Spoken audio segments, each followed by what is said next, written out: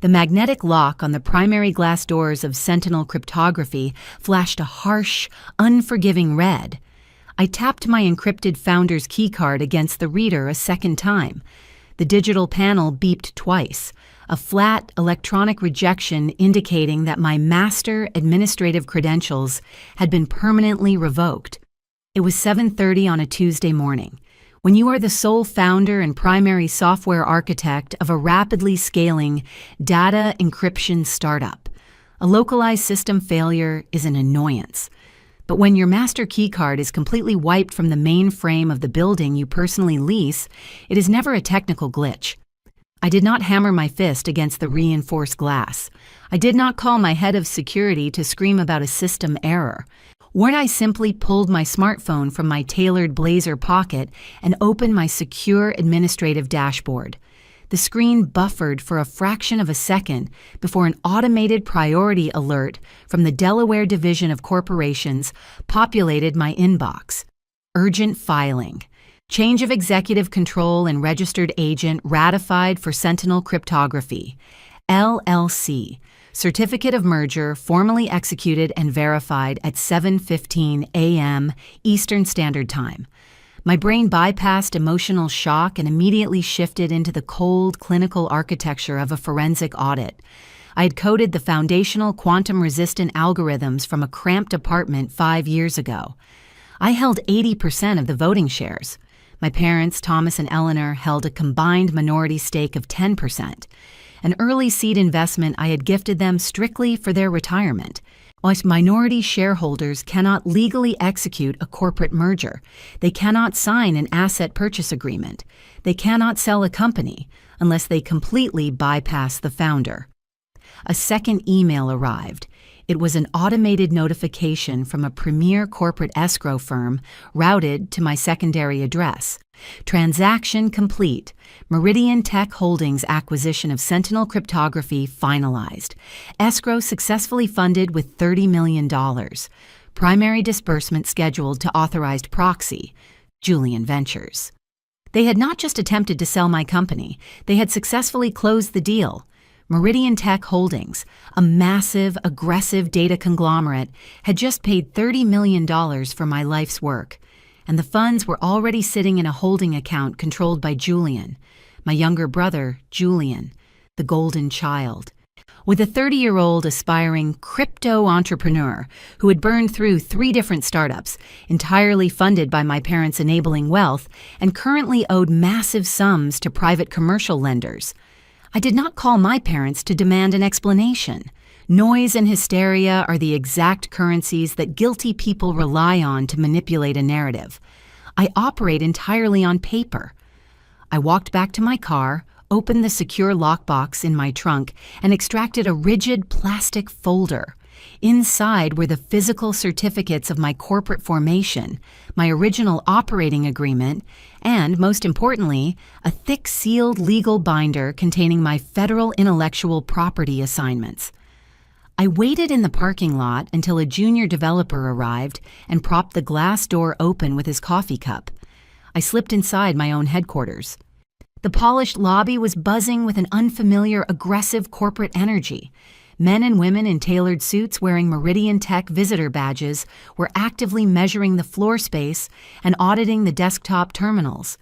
The acquisition transition team was already executing the hostile takeover of the physical space. I bypassed the reception desk without a word and walked straight toward the primary glass-walled boardroom on the executive floor. There they were. My mother, Eleanor, was standing near a catered breakfast spread, holding a crystal flute of champagne, laughing warmly with 2 Meridian executives. My father, Thomas, was sitting at the head of my mahogany boardroom table, projecting the deeply unearned authority of a triumphant CEO, and Julian was leaning casually against the floor-to-ceiling window, and he was wearing an absurdly expensive designer suit, tapping away on his phone, looking at my life's work as if it were simply a piñata that had finally burst to fund his next delusion. Eleanor saw me first. She did not flinch. Her face instantly arranged itself into a mask of weary, maternal condescension, the exact expression she used whenever she needed an audience to believe I was being unreasonable. She set her champagne down and walked toward the boardroom doors to intercept me before I could step inside. "Valerie, darling," Eleanor sighed, pitching her voice loud enough so the Meridian executives could hear a calm, rational mother dealing with a volatile daughter. "There is absolutely no need for you to storm in here looking so dramatic. We were going to call you from the celebratory brunch. The deal is officially done. Meridian is thrilled with the acquisition." I stopped walking. I did not raise my voice to match her theater. I looked at Julian's exotic car keys resting on the mahogany table, then back at my mother. The sheer, suffocating audacity of her tone hung in the sterile, air-conditioned air of the executive suite. She had just admitted to orchestrating a multi-million-dollar corporate heist in the tone of a woman explaining a slight change in dinner plans. Thomas stood up from the head of the table, crossing his arms with a manufactured sigh of impatience. "Let us not turn this into a legal production, Valerie. We executed the sale for the benefit of the entire family. Julian's decentralized finance platform desperately needed the initial coin offering capital, and traditional venture capitalists were being completely unreasonable with him. He deserves this liquidity. You are a highly capable woman. You will simply build another software company. You always do." Julian finally looked up from his smartphone, rolling his eyes as if my presence was a minor administrative inconvenience. "Honestly, Valerie, you were holding on to the equity way too tightly. The Meridian buyout was a massive premium. I need the capital to scale my platform. It is a family investment. I do not know why you are being so defensive and selfish about a simple exit strategy." They actually believed that sharing a bloodline granted them absolute immunity from federal corporate fraud. They believed my $30 million tech firm was just a shared family piggy bank that they could smash open to cover Julian's failures. "How exactly did you bypass the primary shareholder consent, Thomas?" I asked. All my voice as flat and heavy as a vault door. "I hold 80% of the voting equity. I did not sign an asset purchase agreement." Thomas offered a cold, patronizing smile. He reached into his tailored suit jacket and pulled out a folded document printed on heavy legal stock. "You think we would initiate a 6-month acquisition negotiation without a safety net?" Thomas whispered, his voice dropping so the Meridian executives could not hear him. "You signed a comprehensive operational proxy during the Series A funding round 3 years ago. We simply activated it due to your extreme executive burnout. And we utilized your digital DocuSign credentials to finalize the transfer while you were off-grid at that developer conference last weekend." I did not blink. My mind simply accelerated. They had not just bypassed a boardroom vote. They had committed federal wire fraud and synthetic identity theft to digitally forge my signature on a $30 million acquisition. I looked past my father entirely. Sitting at the far end of the mahogany table was a sharp, unsmiling man in his late 40s, methodically reviewing a thick stack of printed contracts. He was not a transition manager. He was David Sterling, the lead M&A corporate counsel for Meridian Tech Holdings, the man who had actually authorized the $30 million wire. I walked past my parents without a single word and stepped directly up to David Sterling. "Mr. Sterling," I said, my voice carrying cleanly across the sudden silence of the boardroom, "what exactly did Meridian Tech purchase this morning for $30 million? David Sterling looked up from his paperwork, his brow furrowing slightly at my cold, procedural tone. "We purchased 100% of the outstanding shares, digital assets, and physical infrastructure of Sentinel Cryptography, LLC, Ms. Valerie. The escrow has already cleared." I unzipped my rigid plastic folder and placed my physical driver's license flat on the polished mahogany. "I am Valerie, the primary founder and sole engineer of Sentinel Cryptography," I stated cleanly. "I want you to open the executed asset purchase agreement on your terminal, and I want you to pull up the intellectual property asset schedule." David hesitated for a fraction of a second. his corporate instincts suddenly detecting a massive, unseen liability in the room. He tapped his spacebar, waking up his encrypted laptop. He clicked a secure tab. He's scrolling down through the dense legal framework of the merger document until he reached the final annex, the intellectual property schedule, the core lifeblood of any tech acquisition. Now, I instructed calmly, open the United States Patent and Trademark Office Digital Registry. Search for the primary quantum encryption patents that power the software. Show me the intellectual property transfer. David tapped his keyboard, pulling up the federal database. He typed in the core patent registration numbers listed in the contract and hit enter. The screen buffered for a fraction of a second. David stared at the result. The polished, commanding demeanor of a veteran corporate attorney evaporated instantly. He froze, his hand hovering completely still over his computer mouse. He slowly turned the laptop screen toward me, his eyes wide with absolute institutional terror.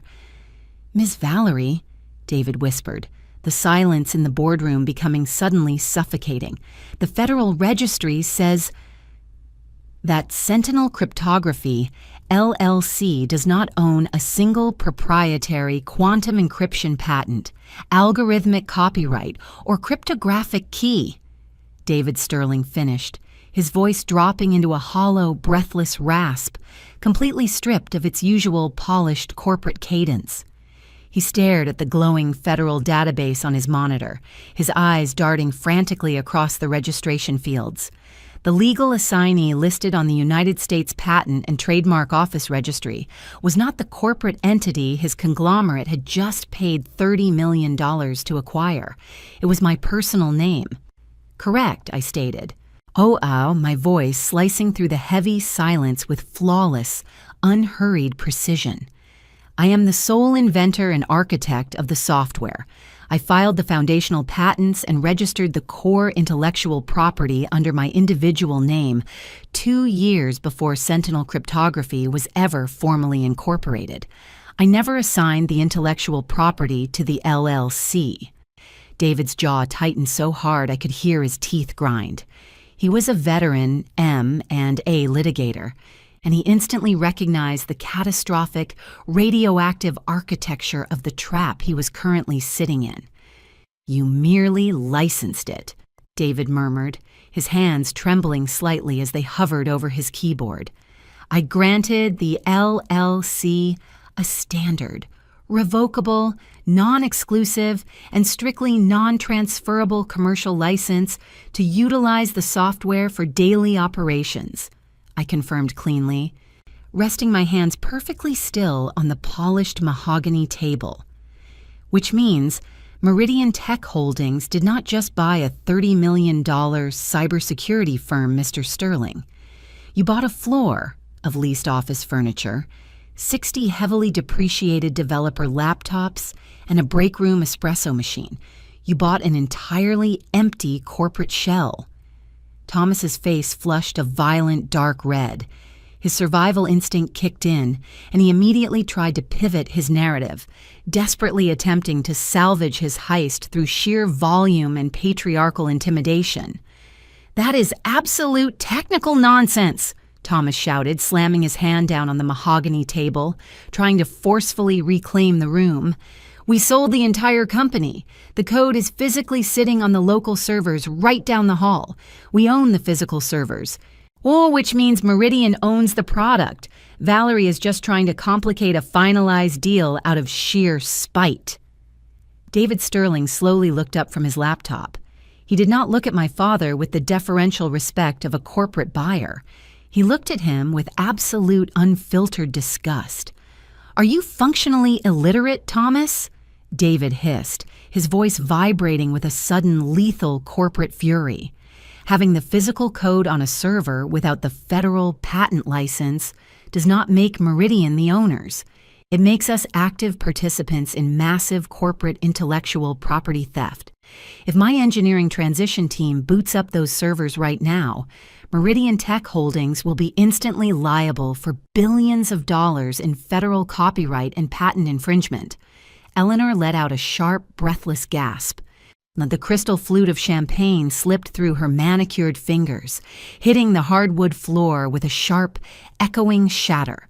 The condescending matriarch who had just called my arrival dramatic completely dissolved into sheer, paralyzed terror. Julian finally pushed himself off the glass wall. His designer suit suddenly looked entirely absurd on his frame. He stepped forward, his eyes darting wildly between the Federal Registry on the laptop and his parents. Wait, Julian stammered, his voice thin, reedy, and devoid of his usual golden child entitlement. The $30 million is already in my holding account. The Meridian escrow cleared exactly 45 minutes ago. You cannot undo a finalized commercial wire. The deal is closed. I turned my attention entirely to my younger brother. I did not raise my voice. I simply let the massive weight of the federal legal system crush the oxygen out of his lungs. The deal was executed under fraudulent representations and warranties, Julian, I explained, listing the facts like I was reading a grocery list to a stranger. Your parents signed an asset purchase agreement containing a formal schedule of assets, swearing under penalty of perjury that they possessed clear, unencumbered title to intellectual property they never legally owned. I looked back at the lead attorney. How exactly did they pass your initial intellectual property due diligence, David? I am assuming they uploaded documentation to the secure Meridian data room during the audit phase. David swallowed hard, slick with cold sweat. He typed furiously to access the encrypted M&A data room. Thomas uploaded a digitally certified USPTO assignment of invention document during the discovery phase. It was a formal federal transfer sheet proving you had permanently surrendered all personal patents to the LLC 3 years ago. I unzipped my rigid plastic folder a second time. I pulled out a heavy watermark document featuring a raised blue seal and placed it flat onto the mahogany table directly next to my physical driver's license. This is a certified abstract of title directly from the Federal Registry, printed yesterday afternoon, I stated smoothly. I have never transferred the patents. Thomas and Eleanor fabricated a federal intellectual property assignment document. What they forged a United States government seal and my signature to trick your M&A team into authorizing the $30 million wire. The ambient hum of the central air conditioning was the only sound in the boardroom. David Sterling went completely pale. The polished corporate attorney vanished, replaced instantly by a man staring at the absolute destruction of his own career and the immediate, terrifying reality of a massive federal crime. That is not a simple contract dispute, David whispered, his voice shaking violently as he stared at the forged documents. That is a Class 2 federal felony. That is wire fraud, corporate securities fraud, and the digital forgery of United States government documents. Julian's chest began to heave visibly. The reality of the federal boundary finally broke his delusion. And he was not in a trendy decentralized finance incubator where he could pitch his way out of a bad investment. He was standing in the epicenter of a $30 million federal crime scene. David did not wait for my parents to offer another pathetic excuse. He snatched his smartphone off the table, dialing his primary corporate banking liaison with brutal speed. I am locking down the Meridian corporate treasury, David announced cleanly, his eyes locked onto Julian. And I am initiating a Level 4 federal fraud recall on the primary escrow account right now. That $30 million is going to be frozen before you can even log into your portal. Julian's face instantly drained of all color. He looked like he had just been physically struck. He stumbled backward, bumping heavily into the glass boardroom wall.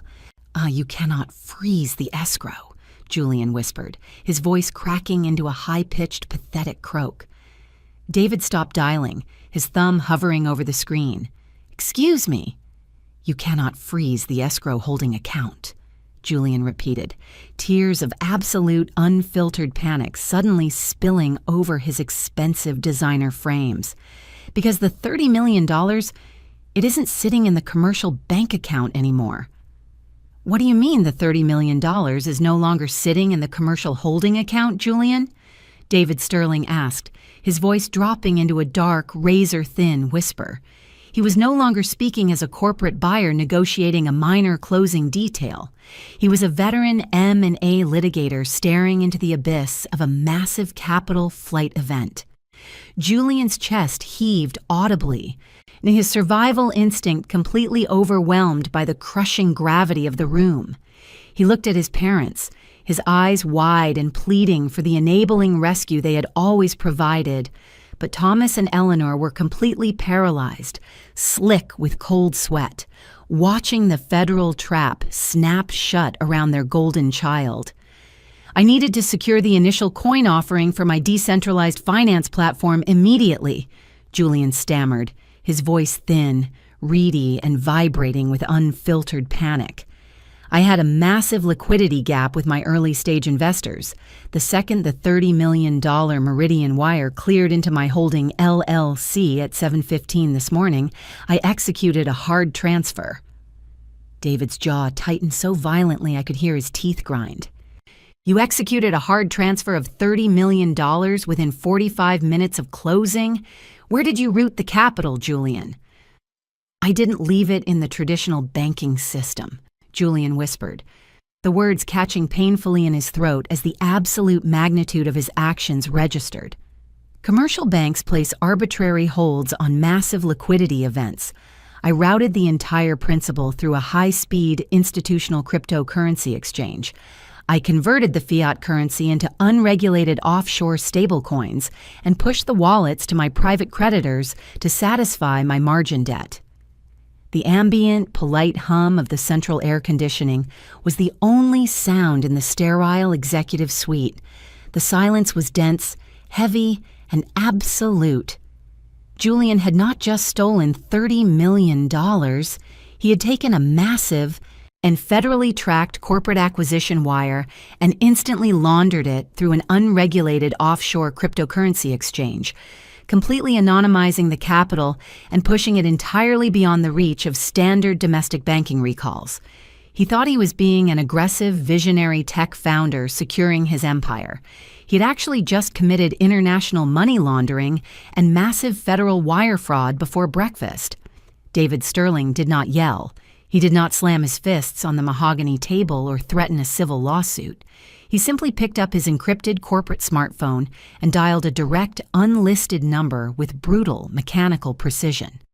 "This is David Sterling, lead counsel for Meridian Tech Holdings," he stated smoothly into the receiver, his eyes locked entirely on Julian.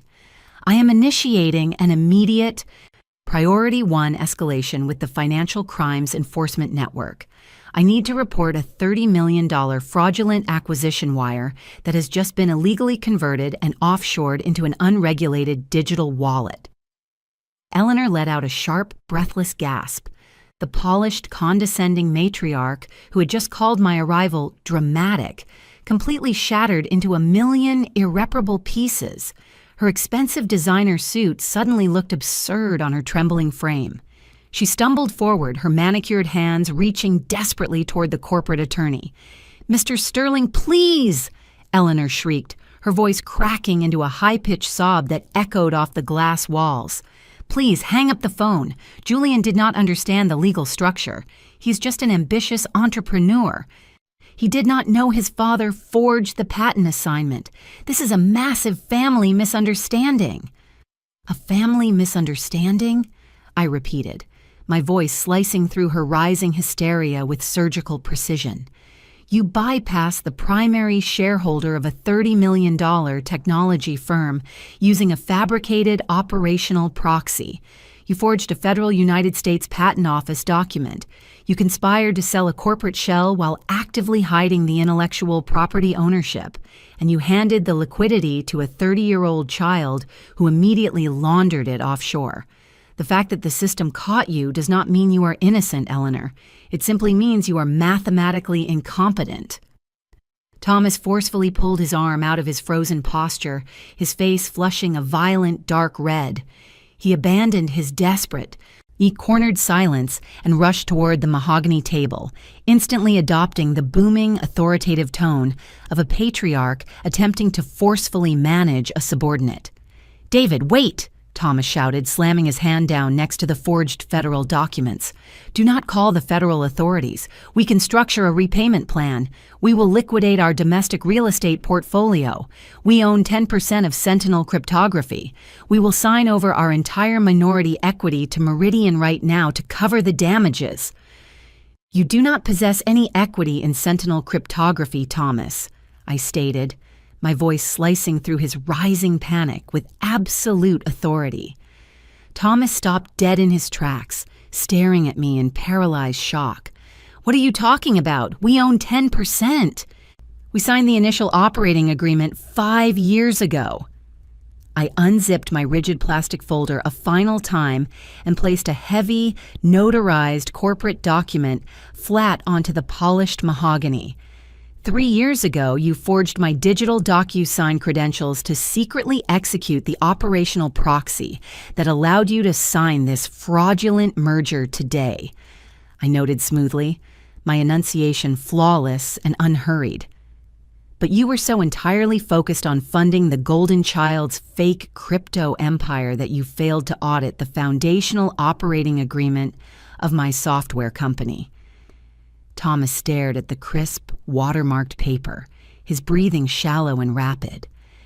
"Sentinel Cryptography operates under a strict, impenetrable founders clause regarding minority shareholders," I explained. "When, if any, minority shareholder attempts to unilaterally execute a change of control, merger, or asset sale without the explicit physically notarized consent of the primary founder, their equity is instantly and permanently dissolved back into the corporate treasury. It is a standard poison pill defense against hostile internal takeovers. The moment you electronically filed the fraudulent certificate of merger at 7:15 this morning, your 10% stake legally evaporated. You possess absolutely zero leverage to offer Meridian." Thomas's jaw dropped. He had just annihilated his own retirement portfolio to fund a federal felony. Julian finally pushed himself off the glass wall. His designer suit suddenly looked entirely absurd. He stepped forward, his eyes darting wildly between the Federal Registry on the laptop and me. "Valerie." "Ah, please," Julian begged, his voice devoid of any arrogance. He looked at me with the unfiltered terror of a man realizing his digital empire was built entirely on radioactive quicksand. "If Meridian reports the wire fraud, the SEC will permanently freeze my decentralized finance platform by noon. They will seize my physical servers. I will lose everything. My investors will destroy me. You have to sign the patent transfer. Assign the intellectual property to Meridian today, and the entire sale becomes legally valid." "I am not going to commit a Class 2 federal felony to retroactively legitimize your $30 million corporate heist," I replied evenly, adjusting the cuffs of my tailored blazer. "And I am certainly not going to surrender my proprietary code to cover your catastrophic offshore gambling debts. Especially not this code." Julian froze entirely. "What do you mean?" "The foundational patents I hold for the quantum-resistant encryption software are not sitting dormant, Julian," I explained, listing the facts like I was reading a technical manual. 3 months ago, I quietly signed an exclusive multi-year federal licensing contract to integrate my algorithms directly into the United States Department of Defense Secure Communications Grid. The color drained entirely from David Sterling's face. The veteran M&A litigator slowly lowered his smartphone, the sheer devastating magnitude of my words paralyzing his analytical pacing. "You licensed the software to the Department of Defense?" David whispered, the silence in the room becoming suffocating. "Yes," I confirmed cleanly. "Which means the code sitting on the physical servers right down the hall is currently classified as restricted, military-grade federal infrastructure." I turned my attention entirely to my father, my voice as flat and heavy as a steel vault door. And Thomas just sold physical access to those restricted servers to an unauthorized third-party commercial holding company, I stated calmly, while forging United States government documents. A sharp, jagged gasp echoed across the boardroom. Thomas realized instantly that he had not just committed corporate wire fraud. He had anchored his own signature to a massive, catastrophic breach of federal national security. And then, the heavy glass doors of the executive suite pushed open with a sharp, violent thrust. The heavy glass doors of the executive suite pushed open from the outside with a sharp, violent thrust, instantly cutting off the ambient noise of the corporate transition team in the lobby. 4 individuals stepped into the room, 2 uniformed federal marshals acting as physical perimeter control, and 2 plainclothes special agents wearing dark suits and tactical ID lanyards emblazoned with the Department of Defense Criminal Investigative Service insignia. The lead agent did not ask the Meridian executives who was in charge. He walked purposefully toward the massive mahogany table, bypassing my trembling parents entirely, and stopped directly in front of David Sterling.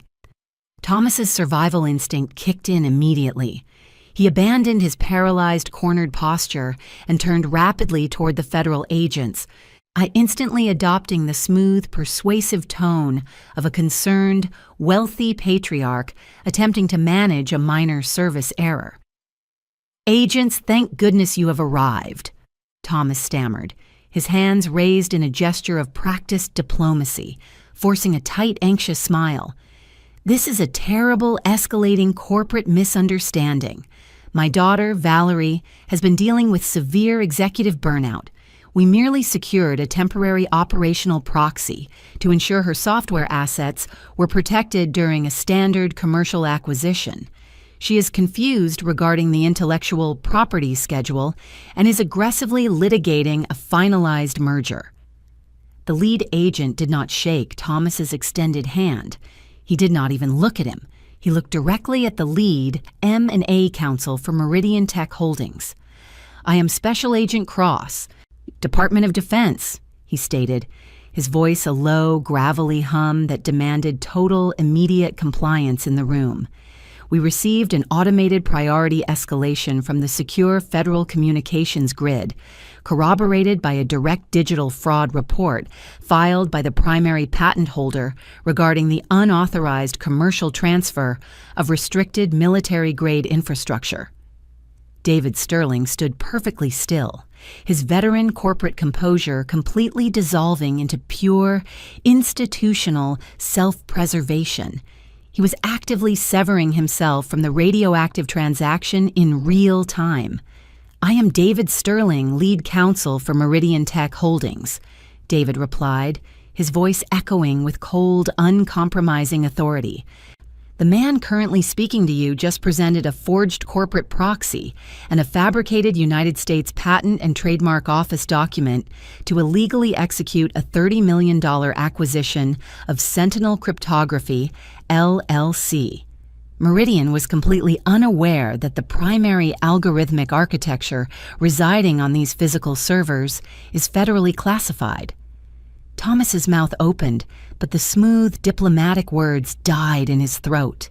A sickly, pale gray washed over his face as the absolute magnitude of the trap registered. He was not simply facing a domestic civil lawsuit from an angry daughter. He had orchestrated a $30 million capital flight event involving restricted national defense technology. I stepped forward, adjusting the cuffs of my tailored blazer. I did not raise my voice to compete with my father's lies. I simply tapped the heavy, watermarked federal abstract of title resting on the mahogany table next to my physical driver's license. "My name is Valerie," I said calmly. "The intellectual property schedule my father submitted claims I formally surrendered all proprietary patents to this corporate shell 3 years ago. This certified document is a time-stamped registry extraction from the USPTO, proving I am the sole, individual owner of the cryptographic algorithms. My parents forged a federal government seal to execute a corporate heist, and in doing so, they attempted to grant an unauthorized commercial entity physical access to restricted Department of Defense infrastructure. Agent Cross looked down at the physical, unredacted corporate documents. He looked at the forged federal assignment bearing the raised blue ink. He did not need a tearful confession or a dramatic breakdown. He had a mathematical, geographical, and federal impossibility. He turned his attention back to Thomas. "Sir," the agent said, his tone devoid of any sympathy, his posture entirely rigid. "A family financial dispute is an argument over equity percentages. A notarized federal forgery used to attempt a $30 million commercial acquisition of classified military servers is a Class 1 felony under the National Security Act and an active violation of the Espionage Act." Eleanor let out a piercing, breathless gasp. The condescending matriarch who had told me I could simply build another software company completely dissolved into sheer terror. "We did not actually take the physical code," she shrieked, pointing a trembling, manicured finger at me, tears ruining her expensive makeup. "The massive wire transfer went straight to our son. We didn't even know she had a military contract. You cannot arrest us for trying to secure a simple exit strategy for our family." "Ma'am," Cross replied, his posture entirely uncompromising, "you successfully defrauded a massive technology conglomerate using a fabricated United States government document bearing your explicit signature. The fact that you were entirely ignorant of the national security implications does not legally erase the federal forgery." The boardroom fell dead silent as the sheer, devastating weight of the federal jurisdiction crushed the oxygen out of the room. Julian finally broke completely. He stood frozen by the floor-to-ceiling glass wall, clutching his smartphone like a lifeline to his vanishing digital empire. And the 30-year-old golden child suddenly looked absurdly small in his designer suit. "Wait!" Julian begged, his voice cracking into a high-pitched, pathetic sob. "I can return the liquidity. The $30 million is parked in an offshore cryptocurrency wallet. I can convert the stablecoins back into fiat currency right now. I will wire it directly back to the Meridian escrow. Please, I am an early-stage founder. My investors will destroy me if the SEC freezes my decentralized platform." David Sterling slowly closed his laptop with a sharp, definitive click. The veteran corporate attorney looked at Julian with unfiltered, lethal disgust. "You cannot return the liquidity, Julian," David stated, his voice slicing through the golden child's hysteria with surgical precision. "Because the $30 million you illegally converted and offshored was flagged by the Financial Crimes Enforcement Network the second it hit the unregulated exchange. You did not just commit wire fraud. You committed massive international money laundering." Julian stopped breathing entirely. "And Julian," Agent Cross added, his voice a flat, uncompromising line of federal authority, "when a United States citizen utilizes an unregulated offshore cryptocurrency exchange to launder $30 million generated from the fraudulent sale of restricted military infrastructure, the federal government does not ask for a refund. We initiate a hard, multi-agency asset seizure." Julian's face instantly drained of all color. He looked like he had just been physically struck. He stumbled backward, bumping heavily into the glass wall. "In seizure," Julian whispered, his voice shaking violently. "You cannot seize a decentralized wallet. I hold the private cryptographic keys." "We do not need your private keys, Julian," I noted smoothly, my enunciation flawless and unhurried. "Because the federal authorities do not target the digital wallet, they target the domestic off-ramps." I turned my attention entirely to my younger brother, my voice as cold and heavy as a steel vault door. "The moment the SEC formally freezes your decentralized finance platform," I explained, listing the facts like I was reading a technical manual, Every single domestic commercial bank linked to your corporate entities will immediately lock your accounts to comply with federal anti-money laundering regulations. Or you cannot convert those offshore stablecoins back into usable fiat currency without triggering an immediate arrest at the banking level. You are holding $30 million in digital monopoly money that you can never legally touch. A sharp, jagged gasp echoed across the boardroom. Julian realized instantly that he had not just stolen $30 million. He had permanently anchored his own digital empire to a massive, radioactive federal crime scene. "Agent Cross," David Sterling said cleanly, pointing to the forged federal documents resting on the mahogany table. "The physical evidence of federal forgery is currently in your possession, and Meridian Tech Holdings is formally pressing maximum federal charges." Agent Cross did not hesitate. He picked up the heavy and forged federal assignment document and slid it cleanly into a rigid plastic evidence folder. The ambient hum of the corporate boardroom dissolved entirely as the true, devastating weight of the federal jurisdiction crushed the remaining oxygen from the room. He smoothly unholstered a pair of heavy, matte black steel handcuffs from his tactical belt and stepped directly toward Thomas. "Thomas and Eleanor," Agent Cross stated, his voice a low, gravelly hum that demanded total compliance in the high-end suite. "You are under immediate federal arrest for multiple counts of wire fraud, synthetic identity theft, the digital forgery of United States government documents, and active violations of the National Security Act regarding restricted cryptographic infrastructure. You have the right to remain silent." Thomas took half a step backward, slick with a cold, pale sweat. The booming, authoritative patriarch who had arrogantly attempted to sell my life's work simply buckled. "I am a prominent commercial investor," he stammered, looking at the federal agents like they had forgotten his place in society.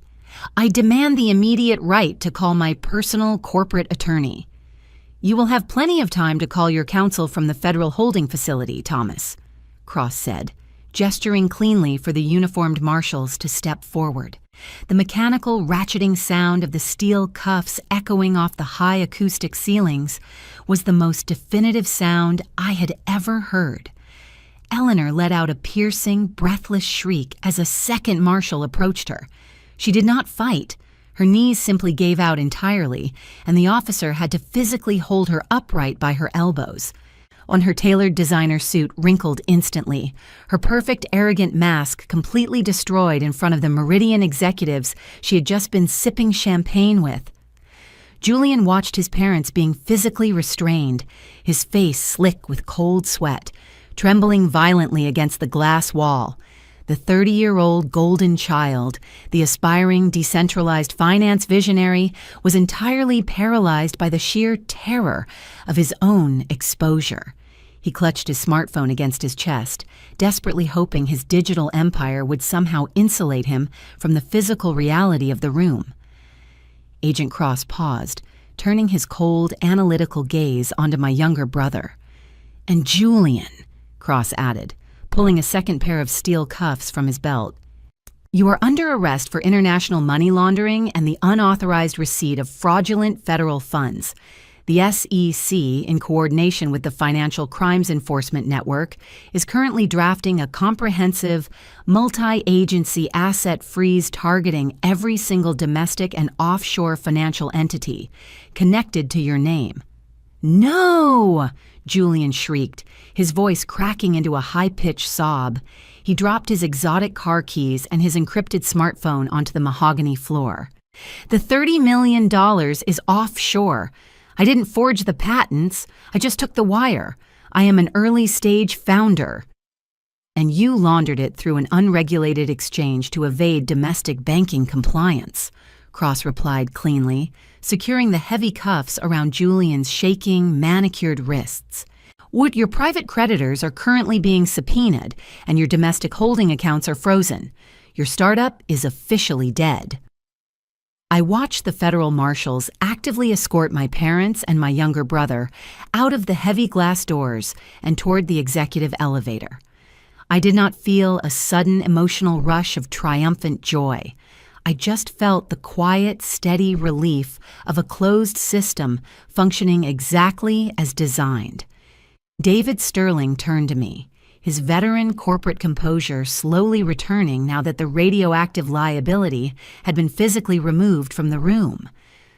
"Valerie," David murmured, looking at the certified federal abstract of title still resting on the mahogany table. "The Meridian acquisition of Sentinel Cryptography, LLC, is officially dissolved. We are immediately recalling our transition team from your headquarters. The $30 million escrow wire is now a federal fraud loss that our legal department will aggressively pursue directly against your brother's offshore entities and your family's remaining domestic assets for maximum restitution." "Understood, Mr. Sterling," I replied evenly, placing my physical driver's license back into my rigid plastic folder and smoothing the lapels of my tailored blazer. "And the physical servers?" "Meridian will not touch a single line of your classified code," David confirmed rapidly, terrified of triggering an Espionage Act violation. "We want absolutely nothing to do with this military infrastructure. You have complete, unencumbered operational control of your facility." I nodded once, zipped my folder, and walked out of the boardroom. Then 3 weeks later, the federal paper trail finalized their absolute systemic ruin. The Department of Justice did not offer a plea deal for forging United States Patent Office documents to sell classified military infrastructure. Thomas and Eleanor were formally indicted on multiple Class 1 felony counts. The aggressive legal retainer required to keep them out of pretrial federal detention completely drained their retirement savings and forced them to aggressively liquidate their entire real estate portfolio at a massive loss. Julian's decentralized finance platform imploded in less than 48 hours. The moment the SEC flagged his offshore conversion of the $30 million Meridian wire as active money laundering, every single domestic bank linked to his accounts executed a hard freeze. Now, without access to the traditional banking system to off-ramp his $30 million in offshore stablecoins, his private creditors violently foreclosed on his margin loans, seizing his exotic cars and his luxury penthouse. He went from a tech bro visionary to a terrified, broke 30-year-old sitting in a federal holding cell awaiting trial for international money laundering. Meridian Tech Holdings filed a devastating civil lawsuit against my parents for the $30 million escrow fraud, ensuring they will spend the rest of their lives buried under an inescapable mountain of corporate debt. I fired the entire Meridian transition team from my physical building, reset my master administrative credentials, and finalized the Phase 2 integration of my cryptographic algorithms into the Department of Defense Secure Communications Grid. I filed a permanent ironclad restraining order against my entire family, and a federal judge granted it without hesitation. They thought they could forge my signature, steal my life's work, and sell my company to fund the golden child's delusions. But they sold an empty corporate shell, completely forgetting that the real power always resides in the intellectual property. And my patents were bulletproof. If your own parents forged federal documents to secretly sell your multi-million-dollar tech company to fund your siblings' lavish lifestyle, would you have pressed maximum federal charges, or would you have simply let them keep the money to maintain family peace? Tell me your thoughts in the comments below. Then if you enjoyed this story of absolute paper trail justice, leave a like, subscribe to the channel, and turn on notifications. See you in the next video.